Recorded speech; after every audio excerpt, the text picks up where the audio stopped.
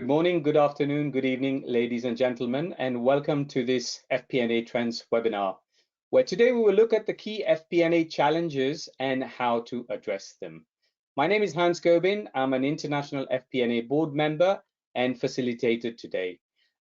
Just for information purposes, we are joined by over 400 colleagues from 55 or so countries around the world, and we've got fantastic sets of presentation for you. So moving on, what have we got on the agenda for you today? So on the agenda, we will look at the key stats and challenges that we are being faced in this day and age, especially FP&A. Activity forecasting will be second, and what sort of challenges. This is a case study by Nick. The third point on the agenda is integrated FP&A. What are the challenges there? Finally, we will look at financial performance management and the challenges that brings with it. We will go and do conclusions and recommendation, and we will close off with a Q&A session. It is a good time now for me to introduce my speakers and panelists today. So speakers, if you can please turn your webcam on and come and say hello, that will be fantastic. And we start by introducing Nick Arzenton, who is our first speaker and panelist today. He's head of finance at Orange Business, based in London, UK, and today he will take us through his case study around activity forecasting, the key challenges specifically around data and skill set. Nick, great to have you with us today. Great to see you again, Hans. Thank you very much, Nick. We move on to our second speaker today, Prodomos Siapkas, who is Finance Director Global FP&A and Treasury at sennder, based in Munich, Germany.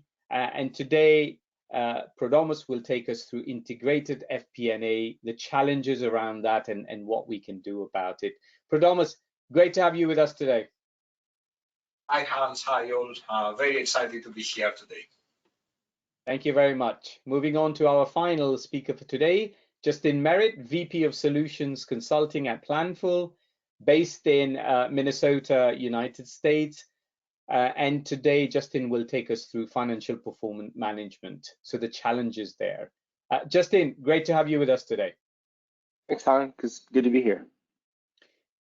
Ladies and gentlemen, we've got three great panelists, and there is three great presentations coming up shortly. So please stay with us. Panelists, if you could turn your webcam off and go on mute, I've got some housekeeping slides to go through. So I'll see you shortly. Very quickly introducing today our technology partner, Planful. Thank you very much, Planful, for making this happen. We all know Planful, leading FP&A software platform. So our technology partner today is Planful. A very quick reintroduction to FP&A Trends Group, all the projects and initiatives we have going at all times, reminding you that we are now in 29 cities, 16 countries, and 4 continents, having opened Austin and Miami lately. We also do FP&A Insight. You can see all the URL, etc., that we do there.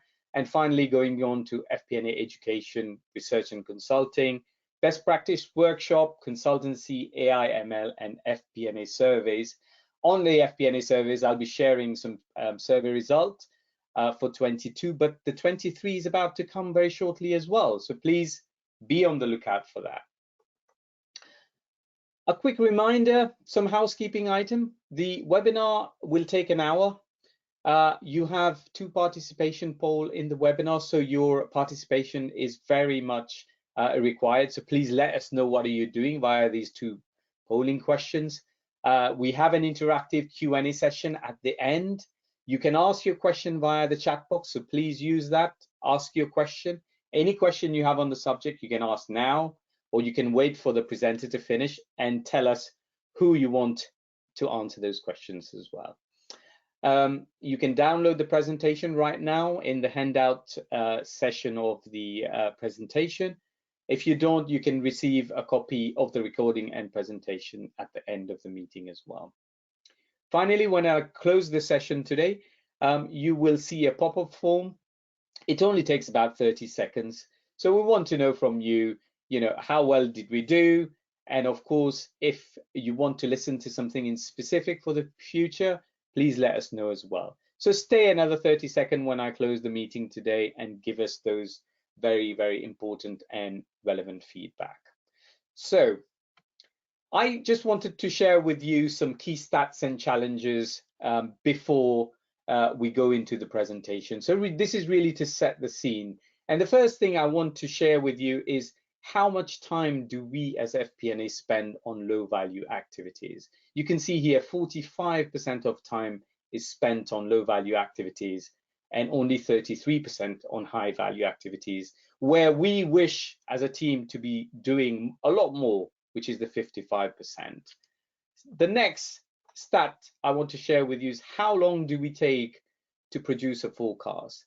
Yes, it says 42% in less than a week, but what about the rest? You know, you're taking more than a week to do your forecast. It's completely irrelevant because, you know, the next forecast is already on its way. And the final thing I wanted to leave you with here is 39% of respondents are satisfied with their forecast. You know, what about the rest? So all of this time we spend doing forecasting, and yet we're not satisfied with it.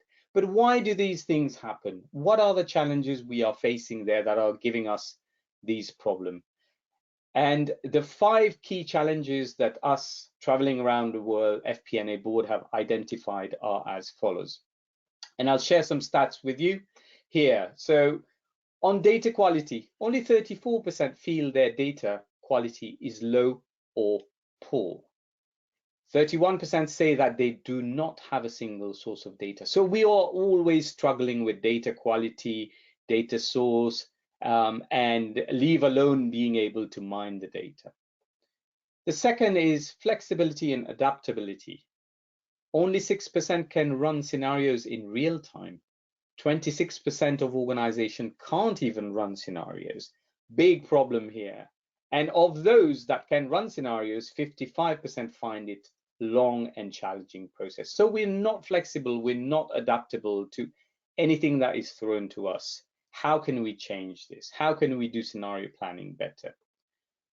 We're looking at integrated FP&A, so integrated organization, people, processes, etc. But guess what? Only 16% have embraced such an organization. And 35% say they are on this journey. The rest haven't even thought about it. The next big challenge that we face is automation and use of Excel. 58% of organization is still using Excel as their main planning tool. Can you imagine that and the problem that gives us? And our panelists will share all of this with you shortly. And of course, finally, it's around FP&A skill set, around changes of the ways we're working, different skill sets we require. That's one of the other big challenges that we as FP&A board think we are facing and will carry on facing in the next couple of years. So of course, our members will be talking to us, our panelists will be talking to all of these very shortly. That's it from me. I would like to very quickly now reintroduce Nick Arzington, who is Head of Finance at Orange Business. And Nick will take us through the key challenges during his activity forecasting and what we can do about it. So thank you very much. Nick, over to you whenever you're ready. Yeah, ready, thank you. So today's topic is activity forecasting and how that can support a cost forecast as well. So the first slide is really to set the scene of the group, Orange Group, which former name was France Telecom, changed in 2013. So a very large, as you probably know, telecommunication operators, 42 billion revenues in size.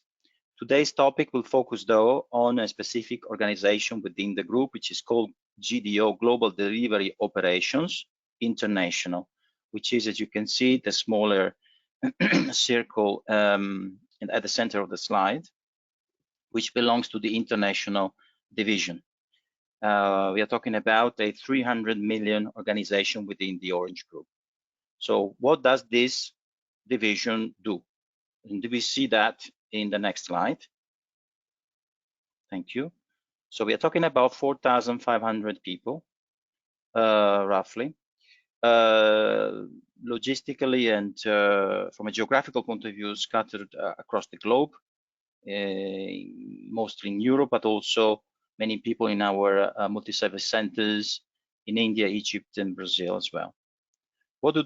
They are producing activities. We are talking about technical operators, so project managers, customer service managers, technical managers, field engineers, and they produce fundamentally activities. So they configure network, they perform installations, they maintain or change ports, they produce reports, they maintain devices. So fundamentally, they produce lots of activities, which of course are measured. Now, why are these activities so important? Because in order to perform the activities, we need a number of people to support it. And once we know how many activities we have to forecast, we know the number of people we will need to perform these activities. Hence, we will know the cost. So that's the way to produce a cost forecast for us for this division. Now, the question is, how do we predict these activities? And this is the process which to us represented an issue, and we were trying to improve. And I'll walk you through that in a minute. So in the next slide, you will see how we used to do that. So our starting point was the revenues. So we used to receive very, very detailed reports by customer. So just to give you a picture, we are talking about thousands and thousands of lines, which were manually analyzed by many operators in our teams. And through this manual analysis, we were able to determine what was the level of activities which was necessary to conduct for a specific customer. By combining all these activity forecasts, we were kind of putting together this overall forecast, which then we utilized to determine the headcount, hence the cost forecast. Now, what was the problem with this process? First of all, although it had some accuracy for certain customers, overall, on the whole, it was relatively inaccurate. So it could provide the wrong information at times. But the really big issue with this was that it's also extremely time consuming to perform. Many people involved for a very long period of time. It was a very, very cumbersome exercise. As a result of that, it was not replicable. It's something we could do once a year for the budget as an extra effort, if you like, but it was almost impossible to replicate the rest of the year. It did provide some also pluses, the fact that there was some view by customer, and it was also a collective effort, so the fact that it was a shared exercise.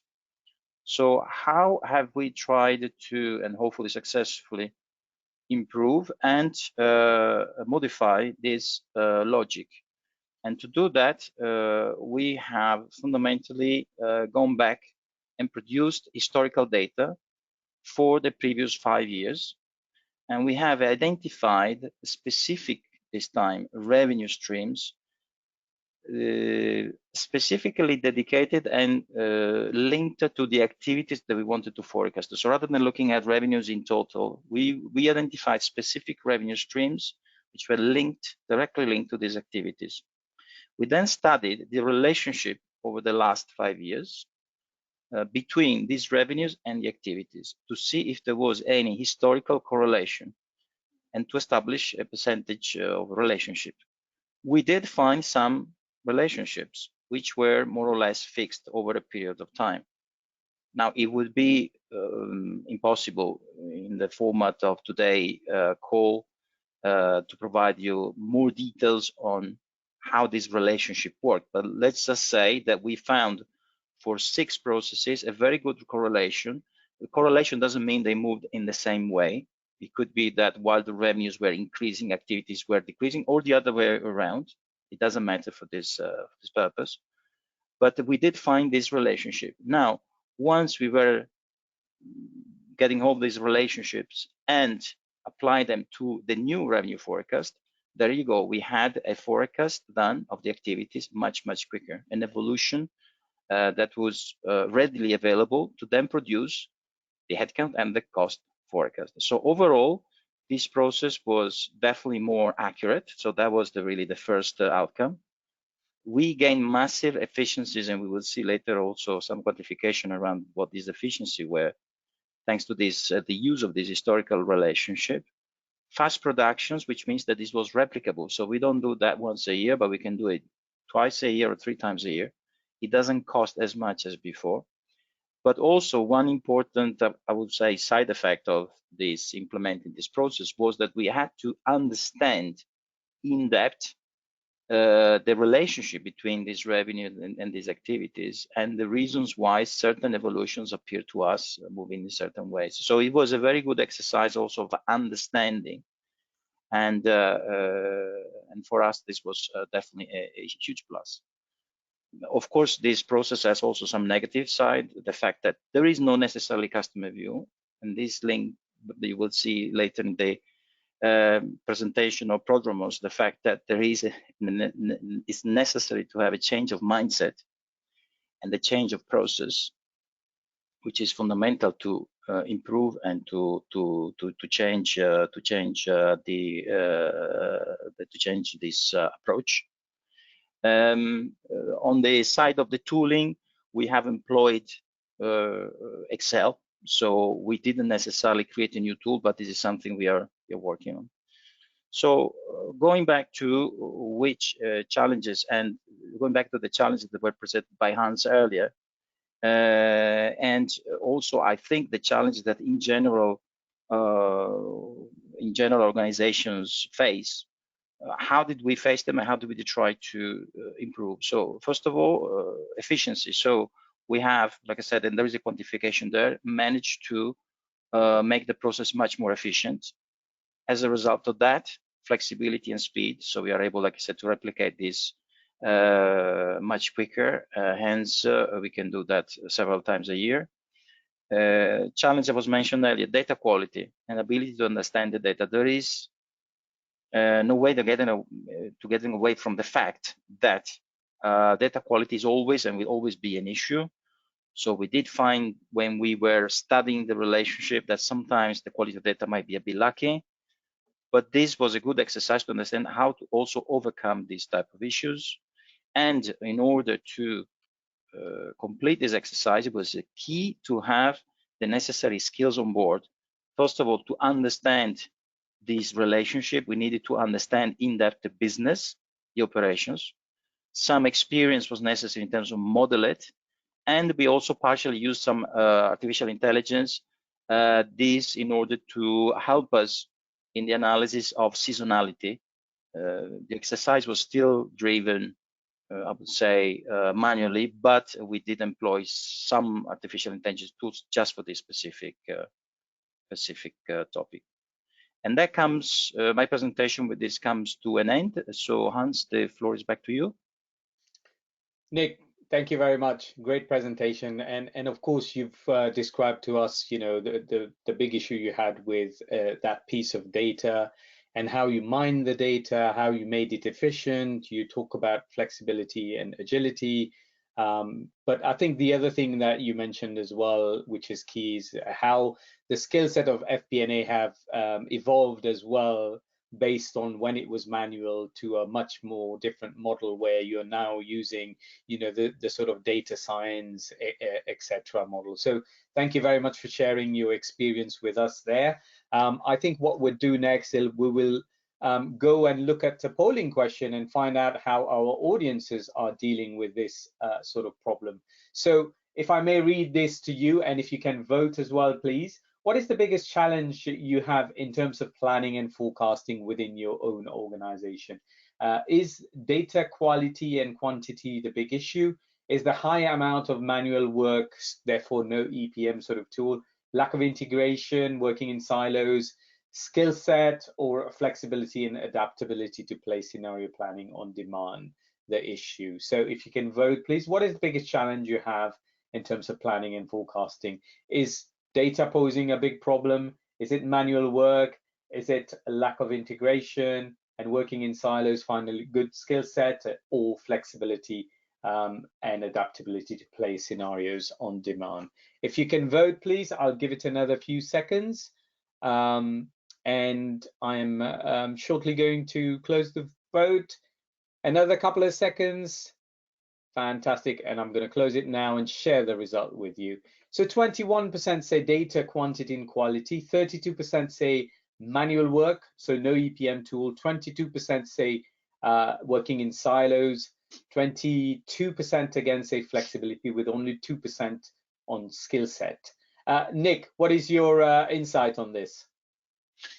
Yeah, thank you, Hans. Well, it is no surprise that the answer B is the biggest, high amount of manual work. That's exactly the issue we faced, and that's exactly why we made the change. In that respect, we have resolved that issue because the amount of work needed is now much less. I'm not surprised to see data quantity and quality as being an issue as well. I'm a bit surprised to see that the biggest challenge is good skill sets for 2%. So maybe be puzzled by that. I think that I would be very surprised to see everybody has all the skill set in place to do a good planning and forecasting. So I'm not entirely sure about that point. And of course, flexibility and ability to play scenario, I think it will definitely be a challenge in the future as well, especially as the requests from our management will increase given the overall uncertainties in the current economic scenario. Yeah, no, absolutely. Great points there, Nick. And of course, the highest one being no EPM tools, and a lot of manual work comes in at top. But yeah, definitely surprise around skill set, because you know, that always comes in more or less the same sort of percentages. So anyway, let me hide this and let us move on to a quick discussion question here, and I'll invite the other panelists to come and join us. And we've seen the challenges that Nick has faced with data and organizing data and making sure he's mining the data correctly. Let me now ask Prodomos, you know, what are the challenges his organization is facing with data? Nick? Sorry, Prodomos? Yes. So I would say that in our organization, which is a scale-up organization, growing a lot, and we are establishing new systems, new tools, new processes, one of the biggest challenges is the data flow and the integration between different systems. So to ensure that you have one source of truth and the same data in all of the systems. And as a result, the second biggest challenge is the data accuracy that comes out of this data flow and integration. Fantastic, good point there. Justin, what would you say? Yeah, I would agree. I mean, you know, if you think about the presentation that Nick just gave and talking about kind of all the different data coming in and how do we analyze that and how do we really get better at working with that, you know, getting that single source of truth and really nailing kind of the core data set, especially for a lot of the attendees, the financial data. But then that opens the opportunity to start to look at more of the operational data, how, like Nick mentioned, our different forecasts for the different activities and services going to be built up, what types of analytics and things do we need to do. And I think that's where Nick's, you know, kind of challenge to the skill set of employees comes in, because as you get into that more operational set and a more data-centric mindset, often organizations are finding that the core finance team may not possess some of those more, you know, data-based skills, and so looking to improve the finance team skill set around that, looking for folks who have maybe a bit of data science background, for example, can be very beneficial to the finance team.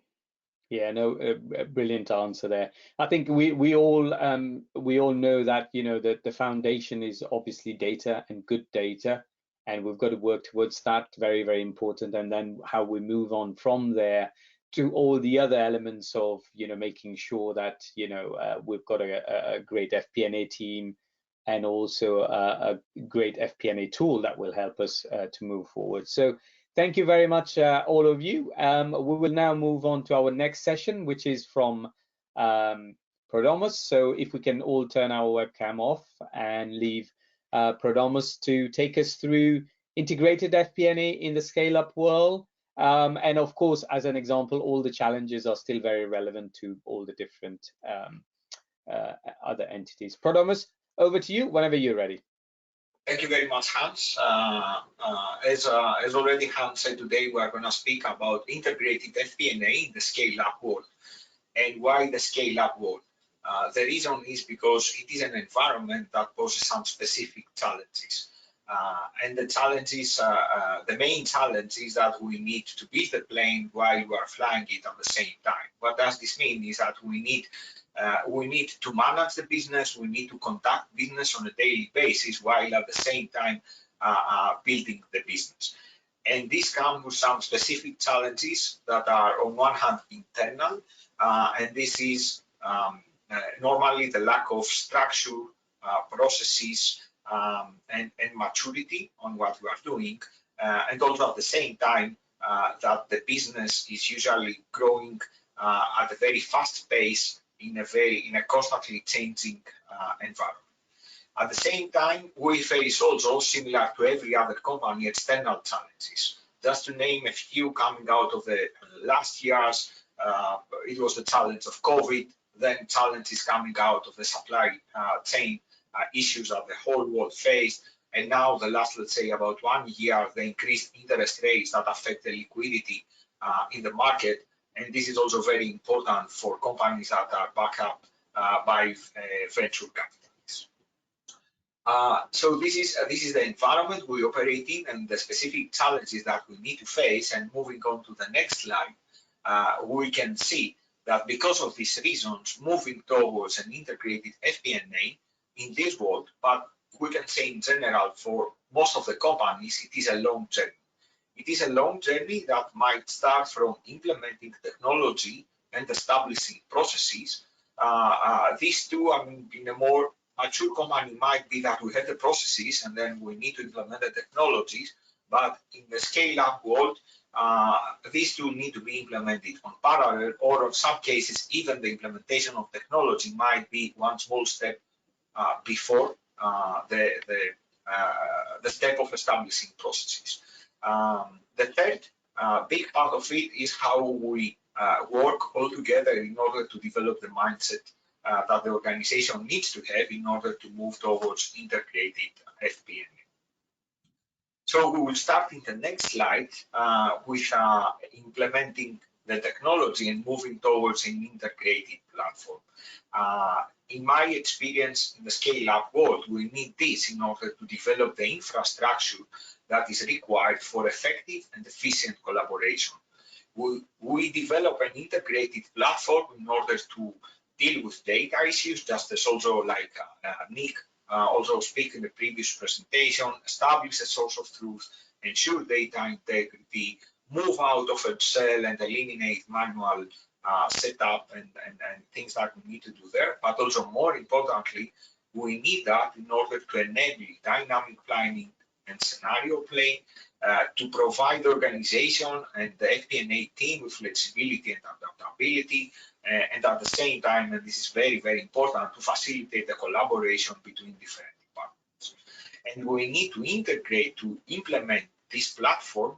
Just to remind you, what does this mean in a scale-up world? In some organizations that they grow year over year, more than 100%, and they double their headcount in 1 to 1.5 years, and at the same time they lack the established mechanisms that we implement on parallel with this one, as we will see on the next slide. So we implement a technology, but at the same time we need to have new processes and to establish them within the organization. And this is why we managed to build a completely new budgeting process consisting of 4 main phases, but the most important of all of them was the second one, which is where we need to bring the organization together, where we implement the cross-functional action plan, we align on strategic decision, and the overall objective of this phase is to align the strategic, the operational, and the financial plan all together, bringing closer the dots and having a budget at the end of the day, which is our goal, that makes sense for the whole business and acts as a map for the business for the next year. But to do also this one, to implement this process here, the B, which is the strategic alignment, we need to change our mindset. And we are going to see that on the next slide. When we need, and this is very important in growth companies, but I suppose that this is also important in some cases with more mature companies, we need to develop the FP&A teams and the business stakeholders' minds and enable them to collaborate more efficiently and to come closer. To do that, on the FP&A team side, we try to structure the team in order to promote accountability and ownership, and also follow the business structure and assign business partners to the different functions that we work with. We need also to measure performance, define success, set up expectations, and enable the team to perform better. And we need also to align on our values. And we need to do that in order to develop and establish behavioral patterns on how the FP&A team needs to operate on a daily basis. By doing that, on one hand, we manage to upskill our people, train them, bring them closer to how is the model world, and enable them to do their job better and perform better.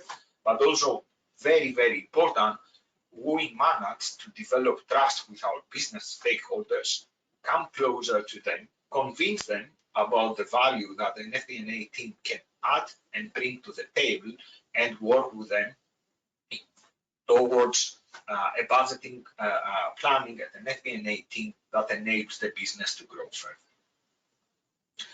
With these three, moving on to the next slide, I can conclude, Hans, we presented today how we can move towards integrated FP&A in the VC world, in the venture capital world, and we highlighted what does this mean in terms of integrating processes, implementing a platform, and integrating people, focusing mainly on the right side of this last slide. I would like, this is from me, Hans, for today. Thank you very much. Prodomus, thank you very much. Fantastic presentation, and you've touched the integrated FP&A from three different angles, which is people, processes, and technology, and of course taking us through each of the slides as to what you've done and what you're doing at sennder. Very, very much relevant, because you've got to be very, very reactive and adaptable within the scale-up world, which there is a lot of learnings that we can take to the bigger world, if you want to call it. So now that we've seen what you've done with integrated FP&A, let us move on and look at a polling question for our audience and our FP&A's members on where are they with integrated FP&A. So making sure not working with silos, etc. So why aren't they on that journey as well? So what is the main barrier in your way to an integrated FP&A organization? Is it lack of skills? Is it lack of integrated platform? Is it processes that are not integrated, so broken processes, you know, different planning tools, different ways of planning, different planning on different platforms? And then finally, lack of support from leadership and mindset. So if you can vote, please, what is the main barrier on your way to an integrated FP&A organization? Lack of skills first, lack of integrated platform, processes not integrated, and finally, lack of support from leadership.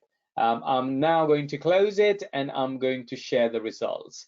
The results say lack of skills is 3%, very similar to the one before. Lack of integrated platform, 32%. Processes aren't integrated, 37%, and 28% lack of support from leadership and mindset. Prodomus, a quick insight on this, please. I will say that I can relate with all the answers here. And I'm not surprised that processes that are not integrated are the biggest barrier on this one. And also many times it is a barrier that it's not that easy to change, because it requires a lot of rework within the organization, and especially if the processes are very well established, then it's also not so easy to change them.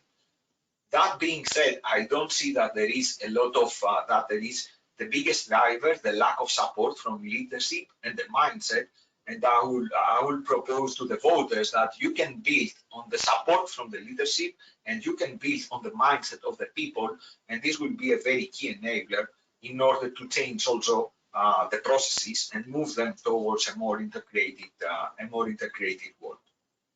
Fantastic points there. Thank you very much, Prodomus. So let us now hide this and let us come back to the question you have for the other panelists. So can I ask the other panelists to join us, and then we will do the question. Whilst you join, let me just remind our audience very quickly, we have a lot of questions coming in already, so please carry on sending your questions. We will answer a few today, and all the questions will be answered. The ones we can't answer today will be answered to you via email. So please keep sending them and address them to one speaker in specific if you would like to do so. So the question from Prodomus to the rest of the panel is, what does integrated FP&A look like within your organization? We've seen what he's done at sennder. Nick, what does it look like within your sort of organization, please? Yeah, so I think that the topics and the main challenges are the same. I think the fact that you need to have a integrated process, the change of mindset, and the tooling. But I think that what we have managed to do, I think, is put together the data in one place. So created a tool which is actually in the name itself, it says what it does, it's called One Truth, so that everybody can relate to quickly.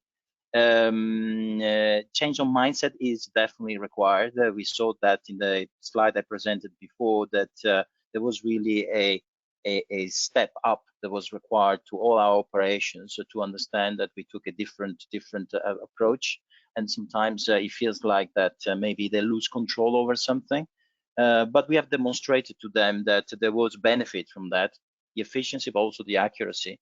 Probably an area where we still need to do some work is the tooling, because we do have some tools, but we probably can improve that part. But overall, I think we are facing challenges in a very similar way. Absolutely, and spot on. I think you know, we are not all there 100%, but what is great to see is that you're working towards that integrated organization, integrated FP&A, and hopefully in the near future you will definitely get there with all the benefit that comes with it. So thank you very much for that, Nick. Justin, what would your take be on this question? Yeah, I think, you know, it's very similar to what Nick said. What we see in organizations that we work with is that challenge of, you know, just dispersed data, not having that one source of truth. But then also, you know, I can speak internally at Planful. Conveniently, you know, we have our own software tool that we use, and that allows us to achieve, you know, like what Prodomus has shared with. So the ability for finance to actually engage with the stakeholders out, do quick scenario planning, really eliminate a lot of the challenges that folks have shared through the polling. So, you know, for us, it's a lot about just getting that quick input, having the insights, and really driving collaboration across the business is really key for us. Absolutely, and I think we've seen the importance of an integrated FP&A, integrated XP&A, whatever you want to call it, organization during COVID, during the times where we've really had to play different scenarios very, very quickly in real time. And then the problem there is if you're doing operational planning, you know, business planning, and all the different planning in different places, you know, right hand doesn't know what left hand is doing, and it becomes so much difficult to kind of organize and bring together. Hence, you know, ability to react is almost zero. So thank you very much for those answers, panelists. Let us now move on to our next section, which is from Justin Merritt, VP of Solutions Consulting, Planful. And today will take us through financial performance management and the challenges there. So over to you, Justin, whenever you're ready. Yeah, great. Thanks, Hans. Yeah, so when we think about financial performance management, you know, really, and kind of like what we talked about after that last polling question and through the kind of general discussion, you know, financial performance management really should be looked at as a team sport. You know, kind of historically, and in a lot of organizations still, and I think that comes out, you know, in the evidence that has been presented throughout the webinar today, too often it's looked at as an activity that's driven by finance and accounting. But if you really think about what that means, financial performance management, it's, you know, how are we taking the strategy, the objectives we have, which of course stretch across every area of the business, and making sure that the financial components of those goals are on track. which everyone who has a spending decision to make and has control over those decisions, it needs to be an integrated part of that. So if we go to the next slide, we can see a couple examples of this.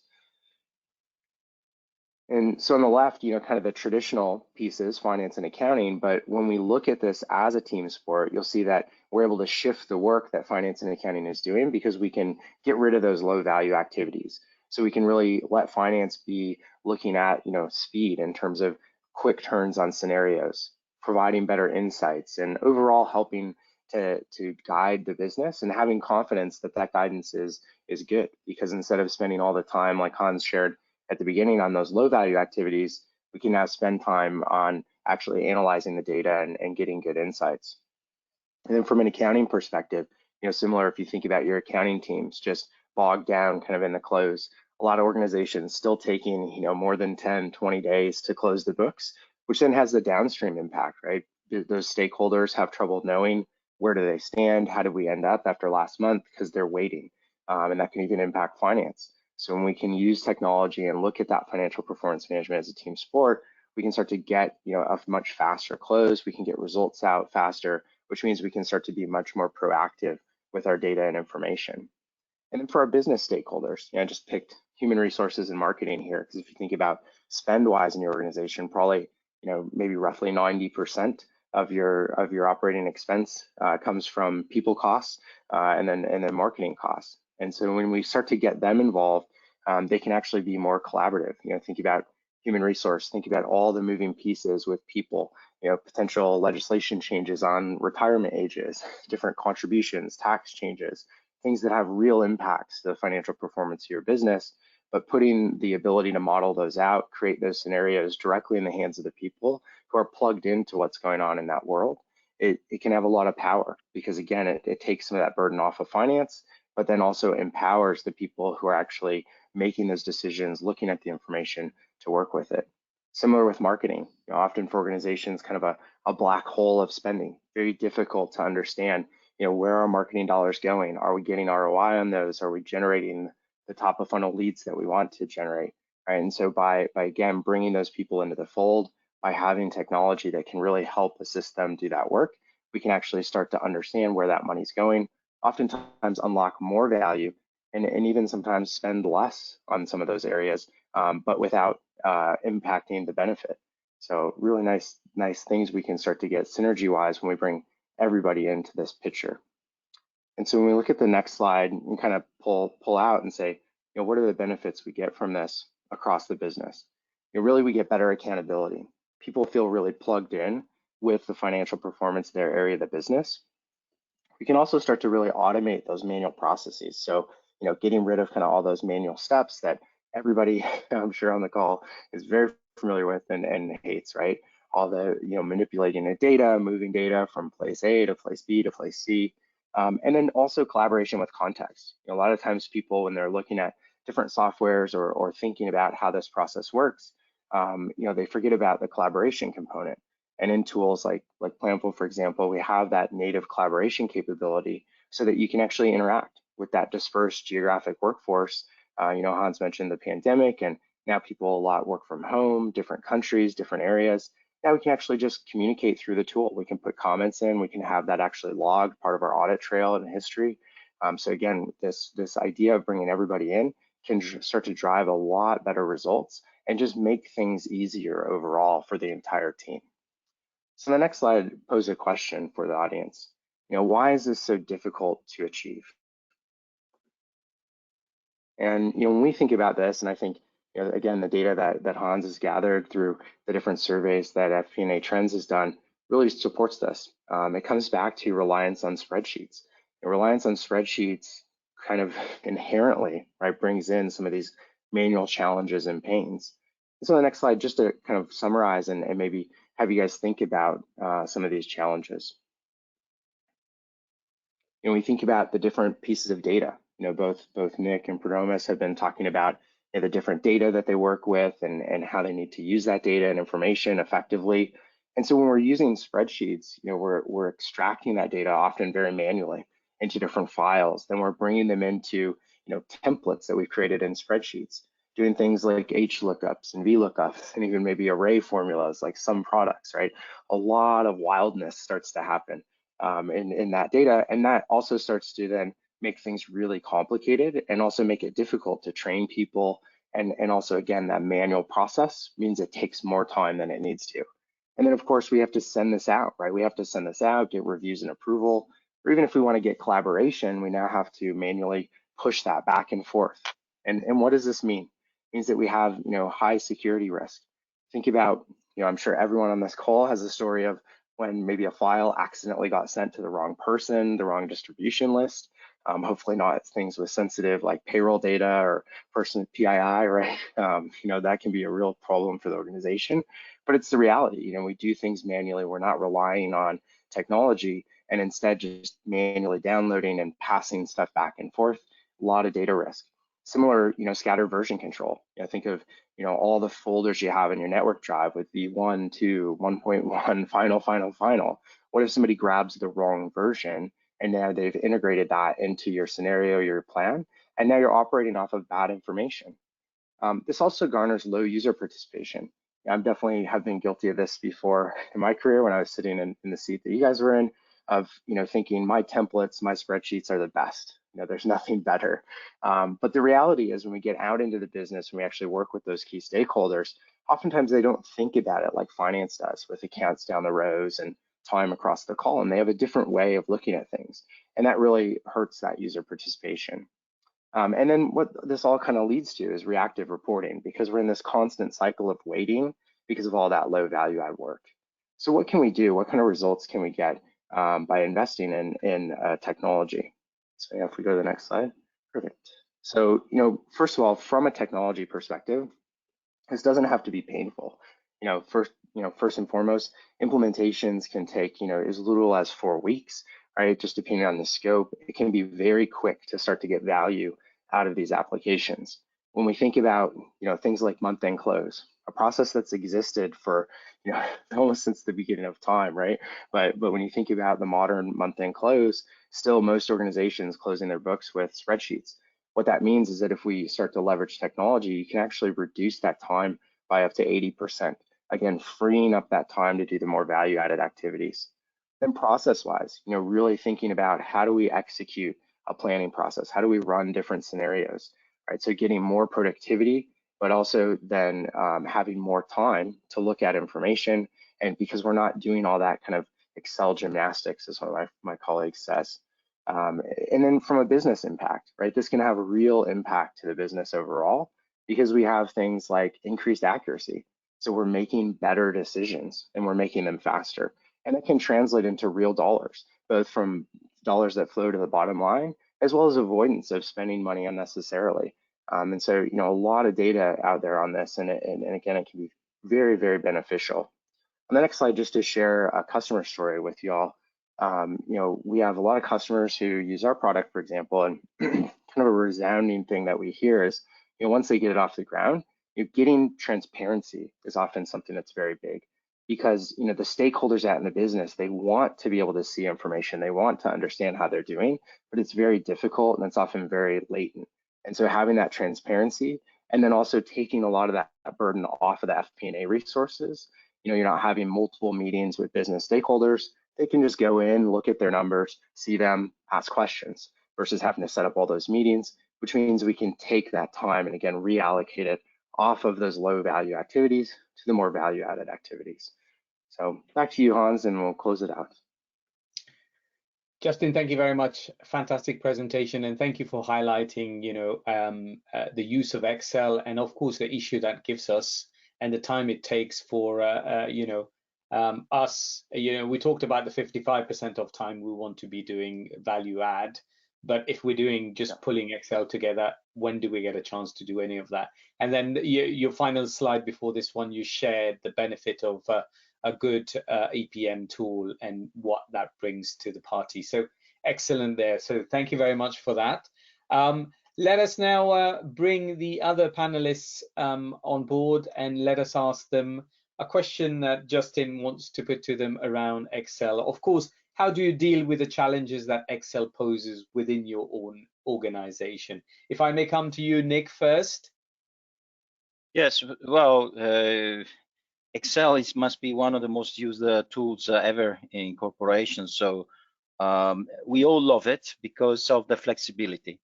Yeah, we are able to do many things, and thanks to that, we are able to perform many analyses. Now the problem is that within the proper controls in place, it can become very dangerous.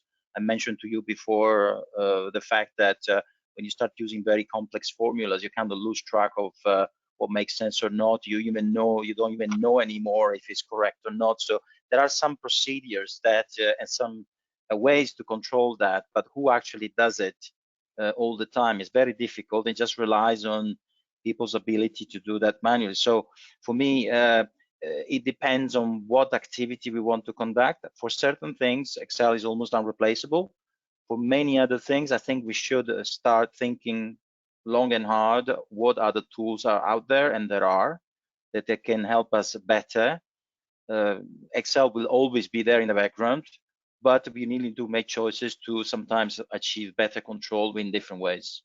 Absolutely spot on. Do you carry on spending that amount of time thinking about security, version control, and everything else, or move on to something that is foolproof? So thank you for that, Nick. Prodomus, how are you dealing with this problem within your organization?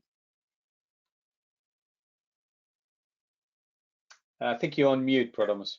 I will be fully in line with Nick, and I will risk to say also that with Excel, the finance people, they have a relationship of love and hate, and most probably more of a love. And I would say that it is a tool that it is very flexible. We all know it. We are proficient on it. We can conduct standalone analysis, standalone modeling, and for this, Excel is very perfect. But when the challenges are start coming is when we need to collaborate and when we need to communicate, when we need more people to be engaged in one exercise and do everything that Justin just described previously. And the way we deal with that, we dealt with that within sennder, it was that we implemented an EPM, we implemented a planning platform and software, and gradually we started moving out of this Excel world. Still, I can say that there is a very good feature that the platform, the planning platform, is integrated with Excel. So you might have at the end some reports or bring your data in a tab that you are gonna, in a worksheet that you are gonna be able to analyze. But we took out all the noise of the collaboration, communication, no version control, emails, 10 different versions coming from one person, not knowing at the end which version is the one that you need to use for your planning, and many other problems that I'm fully confident all the audience here are very aware and they experience it on a daily basis. Well, thank you very much for that, both of you, and Justin, thank you very much for a fantastic presentation. So just stay on the camera now, panelists. We move on to the key takeaway session. Just quickly, I'd like to remind the audience again, please keep sending your questions. We will answer some of them today, and whatever is left, we will answer directly to you via email. So now is the time to kind of do some closing comments, some key takeaways, and you've got a few here. But if I go to Nick, what is that one thought you would like to leave the audience with as far as key challenges or things to watch out for is? Yeah, so I would say what's written there is perfect. So understand your data. So for us, it was really key to obtain the data we wanted to do the analysis, but then to understand that we needed to have the right set of skills. And this was not just purely financial skills. We're talking about operational skills to really understand in depth the business and understand in depth this relationship, which were kind of new to us.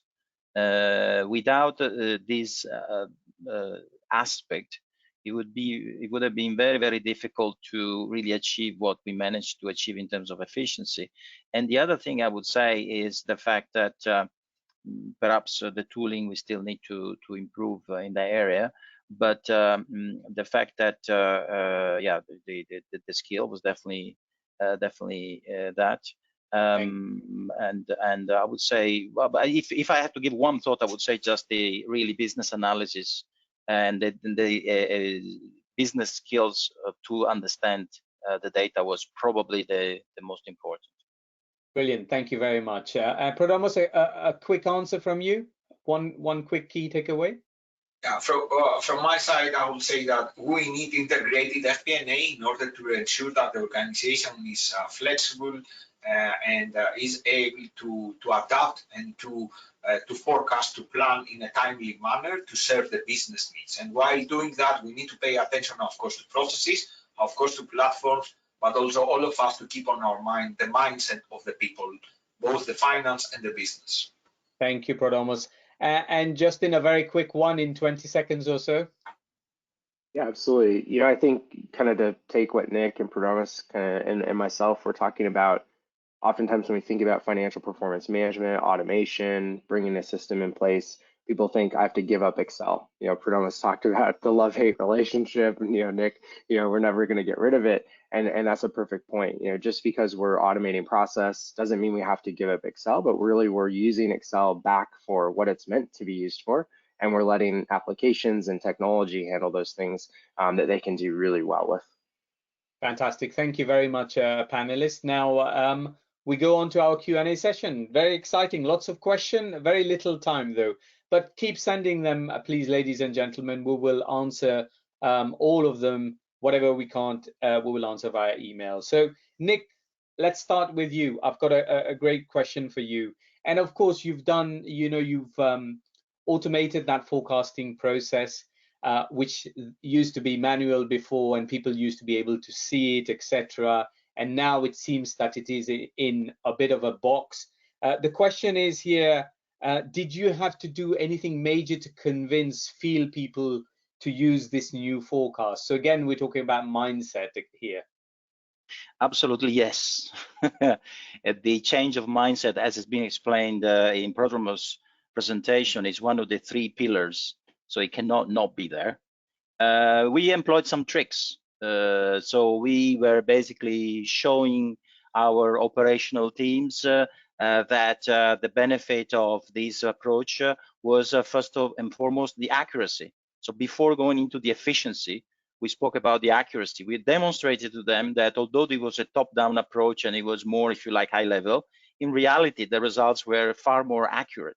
So then as a result of the implementation of the process, we gained the efficiency. But the first one was really to change the mindset. It was to really show very quickly that there was much more accuracy on this new approach. Yeah, absolutely. There are so many benefits there, Nick, that you can take to all of these people. Accuracy, the flexibility, the amount of time, efficiency, and everything else, that it's very, very easy to sell. But you've got to do that. So brilliant answer there. Thank you very much. Let's go to Prodromos with question number 2. And this is a very interesting question. Currently, it seems our modeling skills within FP&A are very much valued. But if we enable tools and technology to overtake that or to take that, in which direction do we need to train ourselves then to create value in the future? What do you think, Prodromos? It's a very interesting question, and I think it's very, I will say also, I will risk to say easy one. I believe we need to invest in people management and stakeholder management, and how we can sit next to business people, really collaborate with them, business partner them, and add value to the business.